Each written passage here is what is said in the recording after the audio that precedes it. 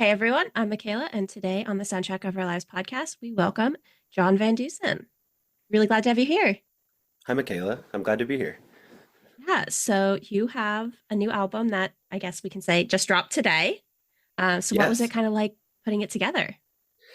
Wow, that's a really great question. The album's called Anthem Sprinter, and if you're curious, the name is taken from a Ray Bradbury book, so it's a Ray Bradbury reference. And the songs are very old, and the record was recorded, I want to say in 2018, maybe 2017. So this is an old record. I don't Mhm. even, it's hard to process it and even accept that it's coming out because I actually figured it would never come out. So, uh, some of these songs are most of these songs are over 10 years old. And um, so it's very surreal that it's coming out now that I'm 37, because I wrote the chorus for one of the songs when I was 14. So why did now feel like the right time to put them out? I actually asked Tooth and Nail Records if they would shelve it because I felt so much distance between myself and the record. And Tooth and Nail Records is the record label that's releasing it. And they were so gracious and patient. And I think through the conversations I had with them and with some others that are close to me, I realized that just because I don't feel personally connected to it as much anymore doesn't mean that other people won't connect with it. Mhm. And so it was just good for me to remind myself of that. And then when I signed to Tooth and Nail Records, I signed a 2 album deal. So I needed to give them a second record anyways, right? That's Right. contractually obligated of me. So it just felt like I should accept it for what it is and let it exist. And so that's the best way for me to describe it. That makes sense. Have the songs changed at all since you originally wrote them? Yes, I've been writing songs since I was pretty young, and when I was a teenager, I started demoing the songs on GarageBand. Are you familiar with GarageBand? Yeah. And that's where I learned how to record and write songs and kind of put them together with drums and bass and all these different pieces. And so these songs, a lot of them have been existing as demos for so long. And I can trace back to when I was a teenager putting these songs together using GarageBand drum loops. And my demoing process, especially when I was in my 20s, was such that I would demo a song and then I would demo it again and again and again until it felt right. Mhm. So there are lots of different versions of most of these songs. And I was in a band for about a decade called The Lonely Forest. And most of these songs were songs I wrote for that band that just, for whatever reason, we couldn't agree on. And um, so it's been a long, grueling creative process to get this record done. Yeah. How would you say that your songwriting has changed since you originally wrote these songs to where you are now? I mean, there's probably some similarities and through lines. Like, even when I was younger, I had a tendency to write these very simple, big choruses. I mean, I essentially have been a pop songwriter since I was young. I just kind of filter it through rock music and, Mhm. the different forms of rock music that I love. I would say I actually think I'm a better lyricist now than I was when I started writing these songs. And I'm less interested in being conceived of as cool. Mhm. When you're young, and I guess it's something most of us will struggle with probably our whole lives, but I just struggled because I really wanted the people I looked up to and my peers in the music world to like what I did. And I think I'm just more comfortable with who I am and what I like. Um, I don't really have like guilty pleasures anymore. I don't feel guilty for what I like. And so I think a lot of these songs, some of them at least, I wrote when I was still really hyper aware of Mhm. how the music would be perceived. Um, and so a lot has changed, but I still write big dumb pop choruses. Yeah, I mean, I think every teenager deals with wanting to be cool and all that kind of Yeah. craziness. Well, it's funny. I actually think now, because I turned 37 in, well, I guess if this podcast comes out November 1st, I have turned 37. And I I realized that being cool, like the people I know who I actually perceive to be cool, they're just comfortable with who they are. Hmm. And I actually think that's what dictates whether someone is cool or not, is if they're just comfortable in their own skin. I try to tell that to young people I know, and I don't I don't think it's something you can be told. I think you have to learn it the hard way over decades of time. Yeah, you definitely it's something that you're like, yes, I understand what you're saying, but at the same time, I don't understand if that makes sense, you know? Yeah, Like when you're a kid, it's like, I just want to be cool, but like you know what that means, but you just don't know how to get there. yeah, yep. Yeah, it's very complicated. It is complicated, and we probably spend too much time within our adolescent worrying about it. So, That's for sure. how old are you, Michaela? I am 23. 23. Yeah. I was a wreck when I was 23. I was a chaotic mess. Actually, this whole record that we're talking about, Hmm. it it stems from those years in my life where I was just struggling, and I would vacillate between, I think, being this kind of sincere, kind, lovable person and a Hmm. very selfish, chaotic one. So, I mean, I just think that's part of being human, though. yeah, well, especially being human in your 20s. At least that's in my experience. You're probably doing way better than I was doing, I but mean, I don't know. I'm still living at home. I have three part-time jobs, very busy, but that's different. See, living at home and working three part-time jobs, that doesn't describe you as selfishly chaotic. it feels like I am though, because I'm always just doing like I go to too many concerts and I'm like, I don't know how I afford it, but I do. And it's just that's why I'm still living at home. But There you go. There will come a day you'll cross a threshold and you'll make decisions and change your trajectory when you feel like it's time. I mean, I already feel like it's time. I don't want to live at home, but Yeah. Yeah, I get that feeling. I've lived at home a few different times throughout especially my 20s, and culturally, predominantly so, most of the world is actually way more understanding of that need mhm. than we are. So I would say this is a good time to be living at home while you figure out, who you want to be and what you want to do. I think, yeah, but I hope you find your agency and autonomy soon. Me too. What do your wife and kids think of the new album? Uh, that's a complicated question. My wife, so the short version of my story with my wife is that we started dating when we were teenagers. She Mhm. was 18, I was 16. And so she walked through all of these chaotic years with me. Our dating relationship was super tumultuous. The first few years of our marriage were really difficult. Um, and so all of these songs stem from those years. Right. So you can imagine how she feels.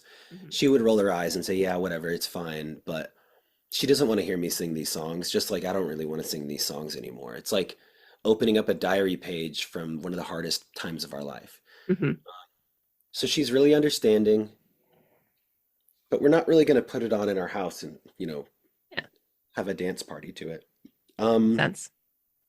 my daughter is almost a year and she loves music. So if we play her any type of music, especially with a big drum beat like this record is just full of really big, ginormous drums. Mhm. Um, she'll dance and she loves it. My son, who's almost 5, he's very sensitive to music. It often makes him emotional, and so I think he's built some coping mechanisms, and he has these kind of walls that he puts up because when he feels emotional at that age, I think sometimes it's hard to understand. Um, so he doesn't always love it when my music's playing because it makes him, when he was younger even, he would cry. Mhm. Not like out of pain, like it stirred something in him that he didn't understand and he would Yeah. cry. So I think he might, if we put it on in our living room, he would walk over to some blocks or a book and he would kind of tune it out because he Mhm. doesn't love hearing it. So that's the best answer I can give on how my family feels about this record. That makes sense. Yeah. I mean, I feel like at 5, you don't always understand your emotions, so it's easier to ignore them. Hmm. Absolutely. And he's highly sensitive. So a lot of things that I think a child who's just, their brain is receiving information on a normal level, a lot of things that are normal to them feel a little intense to my son. Mhm. So that could be any type of emotional input, auditory stuff. If we're at a birthday party and there's lots going on, he might even say, I need some alone time. So um, he's trying to figure it all out. But yeah, yeah, he's doing good. Good. Yeah, so you recently went on a little West Coast tour in September. I did. What was that I did. like? It was interesting for me. I played acoustic, and it was really interesting because most of the music I've made throughout my life, predominantly so, has been, secular. It's been non-spiritual in nature, or at least Mhm. not explicitly so. But when I was, gosh, it's been about 10 years, I became a Christian, and so my music has reflected that just a little bit. And on this is the first time I've toured where I admitted it maybe publicly a little bit more than I used to. Mhm. So I was just really trying to explore that and trying to discern whether or not I can ride that line of secular or I guess sacred and profane. Well, there's all these different ways to describe the two sides Yeah. of that coin. And it's really important to me that I'm honest about who I am. And so this tour was just interesting because I was really honest. I was really honest from stage. I tend to be honest about my spiritual beliefs, but also about all the other stuff that I think a lot of people, like cultural Christians, find to be really uncomfortable. Mhm. So it's not a bad business move, but I do think it's really intense for some people Mhm. because if you're not religious or if you grew up with like spiritual trauma, it doesn't matter who's talking about it. It can kind of put you in this place of anxiety if someone starts talking about religion. And then vice versa, if you are religious, especially if you're a culturally like if your religion is mostly cultural, if somebody starts talking about depression or anxiety or suicidal tendencies or name anything that like a lot of religious people find uncomfortable, Right. that makes them uncomfortable too. So it's like I'm just making everybody uncomfortable simultaneously. And then the people that I think connect with my music the most, like they connect with it the hardest, they are people who live within that tension. Mhm. So, and that's pretty niche. Yeah. So, so anyways, the tour was that. It was me exploring that, and I toured with my friend Taylor Armstrong, who I've known for a decade, and he's really good. And um, so it was nice. It was 10 days, which is just long enough for me to feel like I really needed to come home and be a dad. Mhm. That was long enough that my wife was in survival mode. And she's usually in survival mode anyways, but you imagine me being gone for 10 days and Mhm. it can get pretty rough. So, I bet. Yeah. How would you say that your faith impacts the music that you write? I mean, wow. My worldview shifted when I realized I did believe in a higher power. Mhm. And my worldview shifted even more when that belief transformed who I was. So it actually changed my life. Okay. Um, and so everything I see through that worldview is impacted by it. And I think when I was a teenager and in my 20s, and to this day, I don't really love Christian music. I don't connect with it. I There's a lot of, I'd say like 98% of the music made by Christians, I just don't like. Mhm. I'm not trying to be grumpy. Yeah. You're allowed to have your opinion. Thank you. Yeah. Um, and so I'm always thinking about that when I make music. And I think that I found a sort of freedom in just being myself. And interestingly enough, I think because I didn't like Christian music and I wrote it off for so many years, it was a pretty intense dislike when I was younger. Now when I write about my faith, I I'm actually more inclined to experiment musically, which I think is fascinating. That could be like a reaction to my perception that Christian art is boring. And so I tend to stretch my musical sound a little bit more when I'm singing about my faith, which is just kind of funny because it probably alienates a lot of faith-based listeners. But it impacts everything I do. So, and there are moments that I realize will sound kind of nuts to people who are not living a life of not just Christianity, but just in general. Like, if you don't believe in a higher power, this probably sounds crazy, Mhm. which is fine. But there are moments when I'm creating now, writing a song, experimenting with sound, where I genuinely feel like I think I was made to do this weird thing. I feel like I was crafted to make this craft. I don't know how else Mhm. to say it. And That so makes sense. yeah, thank you. Eh, And even if we're alone in the universe and everything is by accident, or even if there's nothing beyond the natural world, I still kind of have this feeling that I was made somehow to make this art that I make. I don't know how else to say it. Well, I'm glad you found your calling. Thank you. Yeah, that means a lot to me. I mean, I think I have. It's all that matters. As long as you think you have, then you have. Yeah. Well, okay. If that makes Thanks, sense. Mackayla. Yeah, yeah, it does. It's can you hear my children crying upstairs? No, I can't. I just heard my daughter scream like bloody murder. I think she's probably fine. She's probably just angry. But yes, I think I have found my calling on some level as a creative. I feel most myself when I am making music and doing so in a way that is not self-conscious. I can tell just from the passion you have speaking about it. Thanks. What's your calling, Kayla? I don't know yet. Yeah, Something to do with music or art. That much I know. yeah. You seem like a very natural conversationalist, so maybe that's part of it. Yeah. I mean, I can't make music, so I figured the next best thing I could do was talk about it. Sure. Yeah, Yeah. And I like having conversations. I like talking. So it works. yeah, it does work. Do you like to write? No, I've Hey, never at been least you good at know. writing. Okay. I don't know. It's just never come naturally to me. If that makes sense. Like, hmm It'd be like me trying to snowboard. I love snowboarding. See, but I get on a snowboard and I can tell immediately, like, I was not made to do this thing. Mm. I was made to sit on a sled and ride down the hill. I think sledding is fun. Sledding's so much fun. I love how little effort it takes. Yeah. The like effort to fun ratio is really it works for me. It's nice, especially like on smaller hills too, because then you don't have as much of a climb. That's right. If I was a billionaire, I'd probably own a sledding cabin instead of a skiing cabin, where I have a really good hill, but also a chairlift, Mm. just for me. That makes sense. I know hmm that there's some like mountains that have like snowboarding places or not snowboarding, sledding places that have like magic carpets for them as well.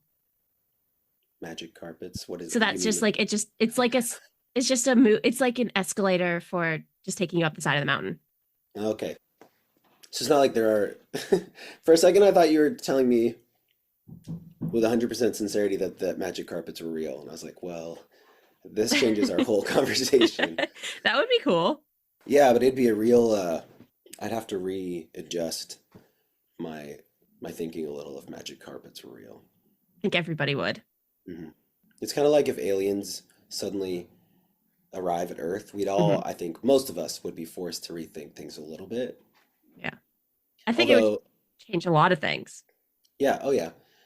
But it's funny, I've actually had conversations with people who think that if aliens showed up, like the religions of the world, like the monotheistic religions would crumble. Hmm. But the other day, I heard this song by this man named Larry Norman. It says Larry Norman, I think his name was.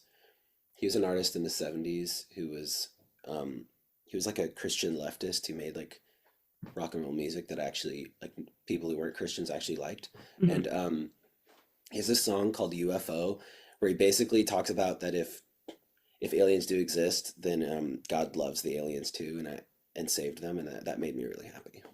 That's an interesting way to think about it.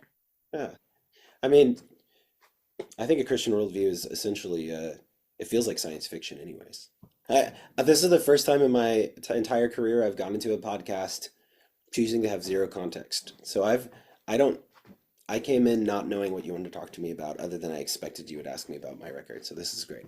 So when you're feeling, kind of uninspired or in a creative rut, what kind of things do you do to get re-inspired? That's a great question.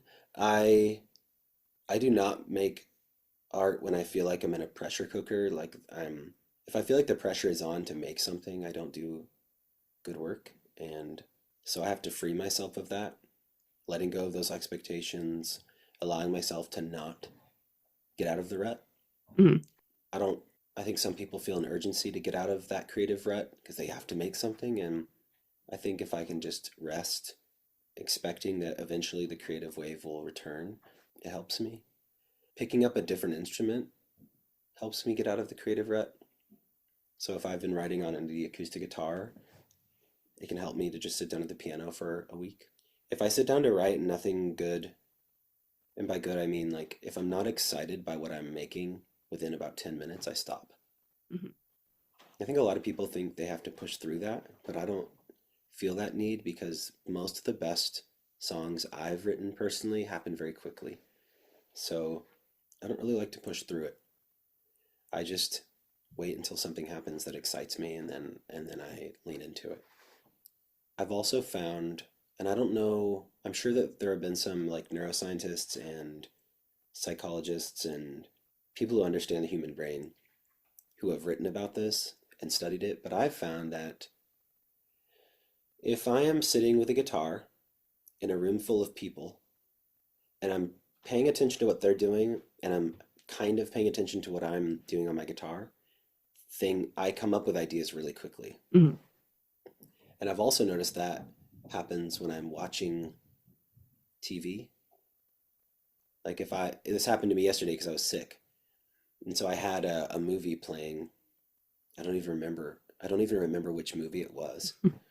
And I came up with like five or six different riffs and melodies on the guitar because I was using some like smaller part of my brain. I wasn't Mhm. giving it all of my focus. So I don't know if that's something that just works for people like me or if it works for a lot of different types of people, but that has proven effective every time. So there must be something there about um, dividing my attention and not overthinking. And then for whatever reason, something happens. So if there's anybody listening to this who feels stuck, especially songwriters, I would recommend putting on a documentary that you find mildly interesting and like kind of paying attention to it, and then also playing your instrument and see if something happens. Mhm. Like half distracting yourself. Essentially, yeah, it's like I have a lot of creative friends, and some of them they paralyze themselves because they overthink everything they do. And so there is something there to not overthinking it. Much easier said than done, though. Yeah, I think you have to develop a discipline to allow yourself moments and spaces in your creative rhythm where you're not overthinking it. And it's actually why I prefer to work alone because I realized early on that I was free to make mistakes and free to take risks. And so, like, and the digital world has helped that because I can spend 15 minutes following a risky idea Mhm. and it might turn into something wildly successful and strange enough, but also palatable enough that like people connect with it. Yeah. But if it doesn't, I can just delete it. And yeah, freeing yourself to make mistakes and take risks is hugely rewarding. Um, but yeah, you're right. Most of these things, I mean, just finishing a project, finishing a song, finishing a poem, finishing a podcast edit, like um, is much easier said than done. And you have to make time. Sometimes the best way to finish a project is tethering yourself to someone else who does what you don't do well. Mhm. It can incentivize you. If you can find a partner who, like if you're recording the podcast, if you can find somebody to edit the podcasts who's like either you're paying them or they have a stake in the success of the podcast, it will incentivize you to get your work done. Mhm. I do that on almost every project I have. Yeah. I have a team of people who volunteer their time and help edit audio, and then they put it on their resumes. And I've actually, helped them get jobs, and like I put their name to everything because they're also, partaking in it. So I understand what you're saying. It's like if you find somebody and then you're forcing yourself to do it. Yeah. If that makes sense. Yes. And if it's mutually beneficial, that is a really good way to finish projects. Yeah. It gives you, and then if you can't, you feel really bad. Something happens. That's true. And that does happen sometimes, Yeah. but it's a good way to finish a project. Before I ask the last question, was there anything else that you wanted to mention or talk about today? I mean, I don't know. Thank you for taking the time. And, for anybody listening, I would say that um, my goal as a creative, as an artist, as a songwriter, is to make a body of work, like holistically, that's interesting and varied. And so, if you connect with this new record, Anthem Sprinter, I'd hope that you take a look at some of the other records I've released. Um, some of them will sound similar and some of them won't. And my ultimate goal is that when I'm dead someday, people find my discography and my albums and they're intrigued enough with one record that they dive into another. And the more and more they dive in, the more interesting it becomes to them. That's like my hope. So I'm just really thankful anytime someone takes the time and energy to explore the other records. And I am working on a record right now that is by far the most ambitious art project I've ever tried to complete, and I'm really excited to share it with people. But it is faith-based, so if you have any listeners that are interested in finding, spiritually sensitive or, I guess for lack of a better term, Christian music that is different and interesting, I'd hope that they would listen to that record when it comes out next year because I'm really trying to make something that's unusual. Like one of the songs is a hymn, like the songs you'd sing in church that have been written hundreds of years ago. But it has like double kick drum and like it's like one of the heaviest things I've ever made. And that just makes me really happy. So I want to say that for those listeners who are interested in that type of music. And then also for those who are thinking to themselves, God, like that's like the last thing I want to hear. I hate Christian music.